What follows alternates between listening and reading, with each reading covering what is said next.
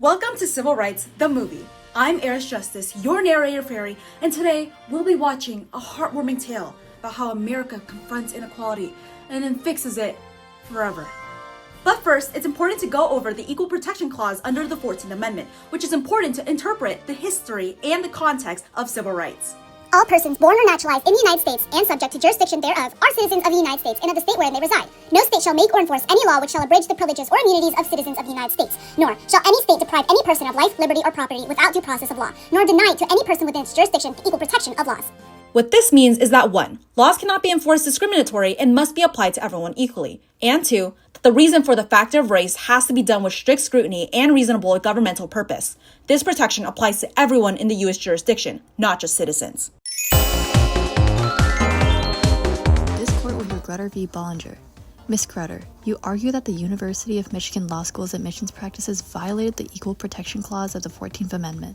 Please explain. Your Honor, I'm not saying I dislike diversity, of course not. I just don't understand why students who, how do I put this delicately, don't have my scores, my qualifications, or my background suddenly have a better chance just because of their race. The Equal Protection Clause promises fairness. Even with good intentions, favoring some groups based on race can create unequal treatment. Also, this is a clear violation of Title VI of the Civil Rights Act of 1964. It is clear discrimination that certain minorities have better chances at admission just because of race. Your Honor, the law school considers many factors: GPA, LSAT, essays, character, experiences, and yes, race, but only as one factor in a holistic review. We do not use quotas, we do not automatically reward points. Our goal is educational diversity, which this court has previously recognized as a compelling interest. Does the policy survive strict scrutiny? Yes, it is narrowly tailored, no guaranteed outcomes. This court agrees. Grutter v. Bollinger upholds that considering race as one factor does not violate the Equal Protection Clause. Your Honor, I was fired after joining the Gay Softball League. Nothing about my work changed, just my employer's opinion of my sexuality. Title VII prohibits discrimination because of sex. Firing someone for being gay or transgender necessarily involves sex-based considerations. This falls squarely under the Civil Rights Act of 1964. We didn't discriminate, we just made a staffing adjustment. That adjustment violated federal law.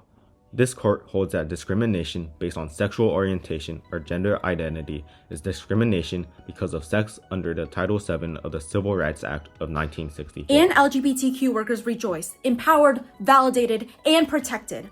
In the movie, everything is fixed, just like a fairy tale. The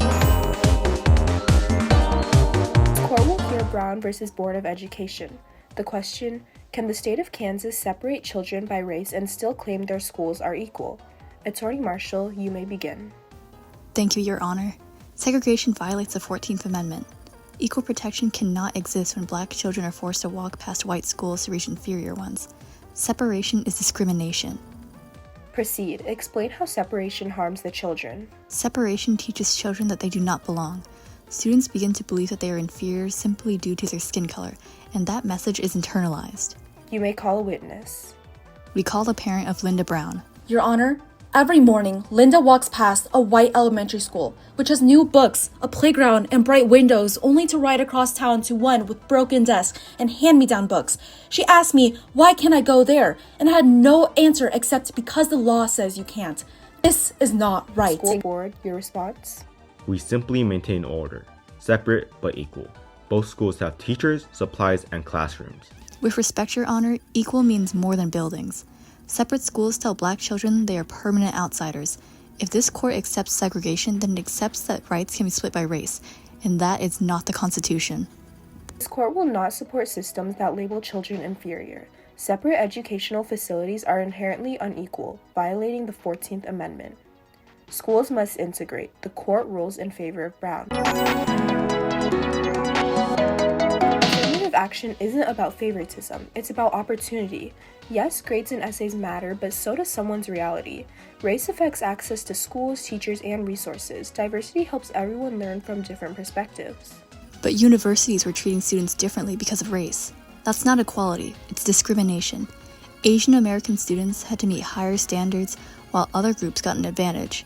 If the Constitution promises equal treatment, then race shouldn't be used at all, not even for good intentions. Ignoring race doesn't make racism disappear, it just rewards students who already had advantages. Affirmative action helps level the playing field just like Brown versus Board broke barriers in education. But Brown ended segregation. If discrimination was wrong then, it's wrong now. Judge students by who they are, not by their category. After heated arguments, the justices speak. The court holds that using race in admissions violates the Equal Protection Clause. Race alone cannot determine admission. The ruling has officially overturned the Grutter versus Bollinger case, and the 14th Amendment has now become more adaptable, and they have ruled now that there is more harm than good from racial stereotyping. And so, America tackled affirmative action, ended segregation, and protected LGBTQ+ workers, all thanks to the Constitution and the courage of the courts. And they all lived happily ever after. Ah, this movie stinks. I can't stand an ending like this. Guess I'll have to fix it myself. Hey, I can't believe that they ruled that affirmative action is unconstitutional.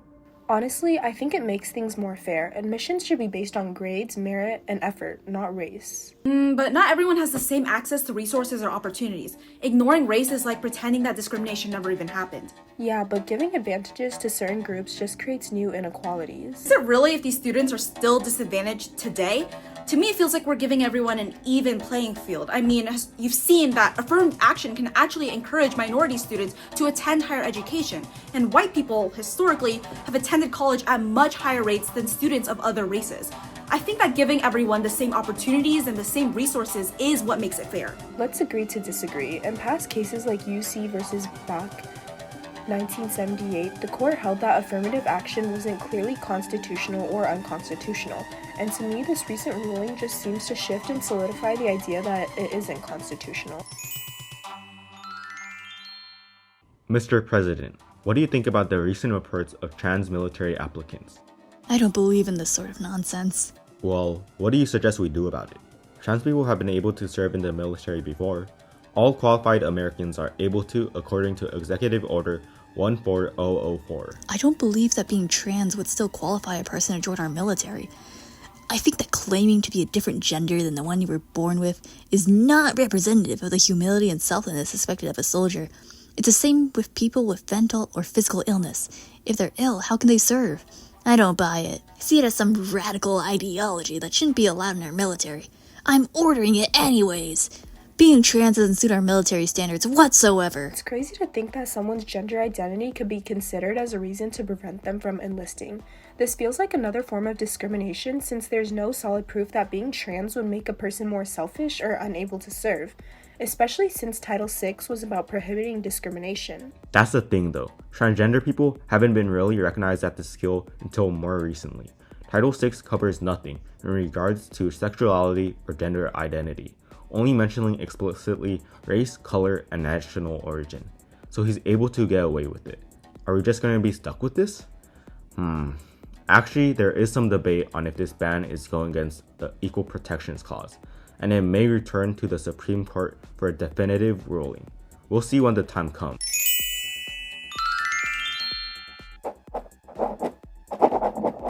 Mr. President, what are you writing? I just can't agree with the race, color, sex, religion, that sort of differentiation, or any of it being taken into consideration when it comes to jobs and college applications. Mr. President, please explain what you mean. I don't think it's fair that we separate people into boxes. We cannot treat people differently based on their identity. Jobs and college admissions need to be blind.